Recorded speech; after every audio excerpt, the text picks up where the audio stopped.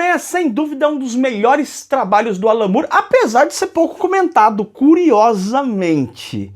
Mas teve uma sequência, o arco famoso do Mago de Northampton teve uma sequência feita pelo grande Neil Gaiman. Vou comentar com você nesse programa se essa continuação, aqui em Miracle Man, A Era de Ouro, volume 1, se vale a pena ou não. É coisa fofa, eu sou Charles Nascimento, seja bem-vindo, seja bem-vinda a mais um programa aqui do canal BBHQs. Se inscreve aqui no canal e deixa o seu like, né? Tem que deixar o like aqui, meu filho. Não esquece de deixar o like, é importante, é importante. Não esquece. Treina assim, ó. Treina, deixa o like. Vamos conversar então sobre Miracle Man por Neil Gaiman e Mark Buckingham, tá? O livro 1. Galera, é o seguinte, o Miracle Man foi o grande trabalho do Alan Moore para Marvel, tá? O Alan Moore fez alguns trabalhos para Marvel, muito poucos, né? Quando se trata das duas majors, né? A maior parte do trabalho do Alan Moore, os mais conhecidos, os grandes clássicos do Alan Moore, estão na DC. Mas houve um momento, ali nos anos 80, em que o Alan Moore, no ápice da sua criatividade, eu considero que isso aí foi o ápice do Alan Moore, é quando ele está no topo mesmo, é ali nos anos 80, quando ele, em determinado momento, estava escrevendo 3 trabalhos concomitantes.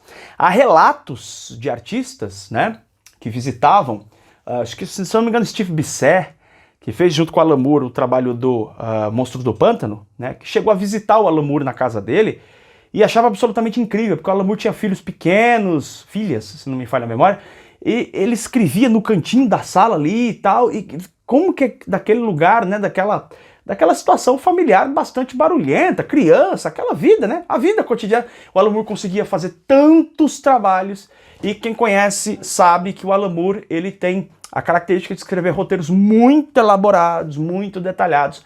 E em meados dos anos 80, em determinado momento, o Alan Moore escrevia ao mesmo tempo o Miracle Man, a Saga do Monstro do Pântano e o Watchmen, a sua magnum opus, né? É absolutamente impressionante a criatividade, porque se você lê os 3 trabalhos, você vê que eles são incríveis, tá? O Watchmen se destaca mais, mas em termos de qualidade, os 3 são espetaculares, são excelentes trabalhos, e com abordagens diferentes, pegadas diferentes, transições diferentes, técnicas narrativas diferentes. E o Miracle Man, ele não é muito comentado, mas ele, de certo modo, ele é o outro lado da moeda com relação ao Watchmen. Quem já leu o Watchmen sabe que é o quadrinho em que o Alan Moore vai fazer a grande crítica ao universo do vigilantismo, né? Essa coisa dos heróis, colocar máscara e tal. Ele faz uma grande crítica a isso, né? Um grande deboche, mas um grande deboche muito sarcástico, perverso, né? Sobre a figura do super-herói fracassando e falindo frente às complexidades do mundo. O Alan Moore talvez seja o cara responsável por destruir essa noção de bom e mal, né, dentro do universo dos quadrinhos de super-heróis. Ele não foi o primeiro a trabalhar com temas complexos dentro dos quadrinhos, mas é provável que ele tenha sido o primeiro a expor de forma tão agressiva e veemente essa questão mais desmanchada da moral dos super-heróis nos quadrinhos, né? Mas ele faz uma coisa diferente quando você lê o Miracle Man, e isso não é muito comentado. O Miracle Man vai mostrar, na verdade, o herói que deu certo. É curioso isso, ele mostra uma utopia criada por um herói a partir de uma situação muito complexa. Ele vai contar toda a trajetória ali do Miracle Man, né? Relembrando no começo da história que ele, na verdade, né, era o Mark Milton, né? Ele vai lembrar que ele, na verdade, era um herói, que é o Miracle Man, né? E toda a trajetória até que ele consiga realmente realizar o seu plano, né? Miracle Man é um herói que consegue realizar as suas ambições, ele consegue chegar, né, ao seu resultado desejado. Então, é importante explicar o seguinte, tá? No final do Miracle Man, do Alan Moore, e isso aqui é um spoiler, tá? Você vai me desculpar, mas eu preciso dizer isso para você para poder explicar isso do Neil Gaiman. O que nós vamos ver ali é o Miracle Man atingindo seus objetivos e estabelecendo uma verdadeira utopia, ok?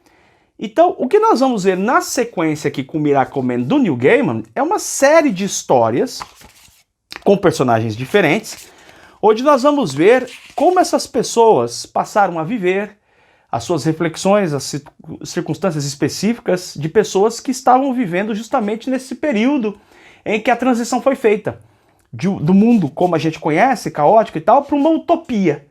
Para uma utopia onde nós temos nascimentos de crianças para lá de especiais, né? Situações como o fim das doenças, da pobreza e etc.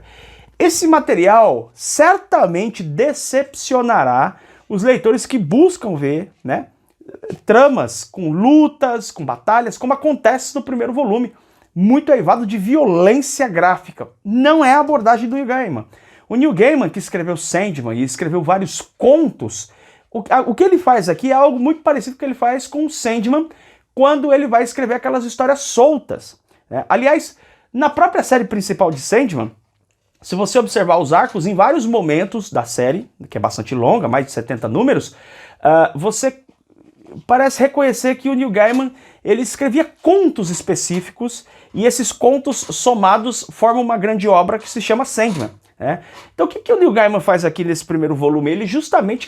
Ele traz histórias, narrativas, ele traz contos de pessoas que passaram pela experiência, né, agora para um mundo utópico, e como essas pessoas vão lidar com essa nova realidade. Então é uma coletânea de histórias dessas pessoas que estão vivendo nesse novo mundo, e essa coletânea de histórias, inclusive, são com você está vendo aqui que tem artes diferentes, tá? Eu vou dizer para você que algumas das histórias são bem legais, trazem reflexões bem legais, outras são bem mais ou menos. Então não é um encadernado que você vai ler, vai te empolgar. Ele é um encadernado que traz muito mais reflexão do que aquela experiência catártica da violência, em especial no primeiro volume do Miracle Man do Alan Moore.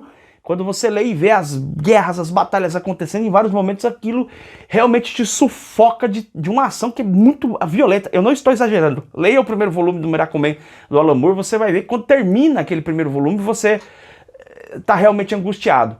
Com o correr da série, o Alan Moore diminui essa violência, vai para um caminho mais soft, digamos assim, ainda que ela vá aparecer de novo essa violência, essa brutalidade, especialmente no terceiro volume. O Neil Gaiman aqui não vai por esse caminho. Na verdade, a figura do Miracle Man mal aparece nesse quadrinho. Ele tem 2 ou 3 aparições, acho que o quadrinho inteiro, né? Esse material aqui que tem mais de 100 páginas. O que a gente vai acompanhar aqui, realmente, nas 192 páginas, quase 200 páginas aqui, são essas pessoas que estão vivendo nesse novo mundo e tendo que lidar com um mundo que é diferente, tá?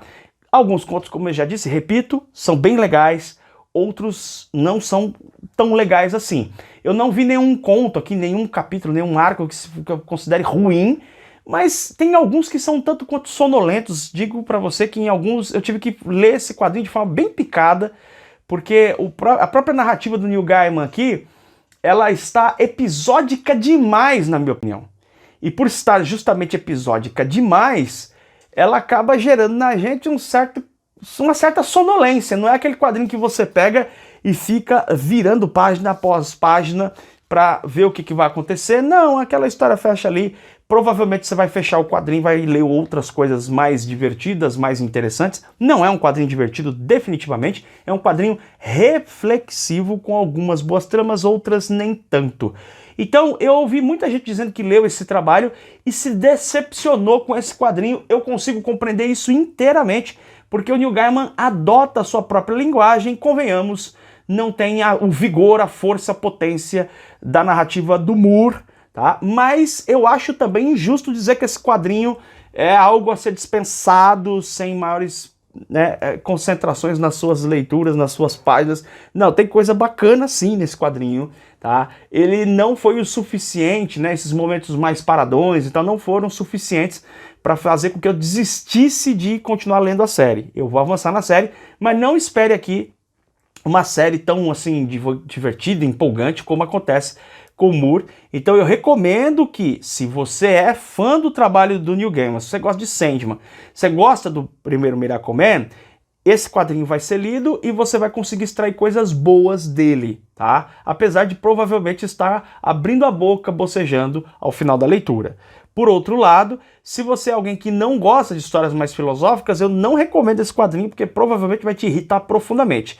E um detalhe extremamente importante, preste atenção agora, este quadrinho é muito difícil de ser compreendido, porque ele já é em si mesmo sonolento, difícil como eu venho falando, e pior ainda mais se a pessoa não leu os volumes do Alan Moore, a fase do Alan Moore, tá? Ele se conecta, os eventos, as situações que acontecem ao longo dessas várias histórias, elas se conectam com o arco do Moore. Então, esse quadrinho eu não recomendo para quem não leu a fase do Moore.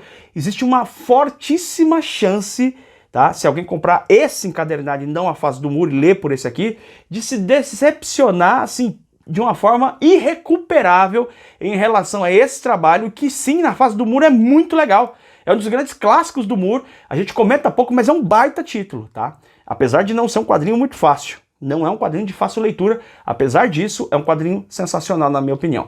Então, se você resolver ler esse material, leia primeiro os 3 volumes da fase do Moore, teve comentário aqui no canal, e aí sim você passa para essa continuação aqui do Neil Gaiman, porque tudo que ele faz, tudo que ele fala aqui, referencia-se no trabalho do Moore.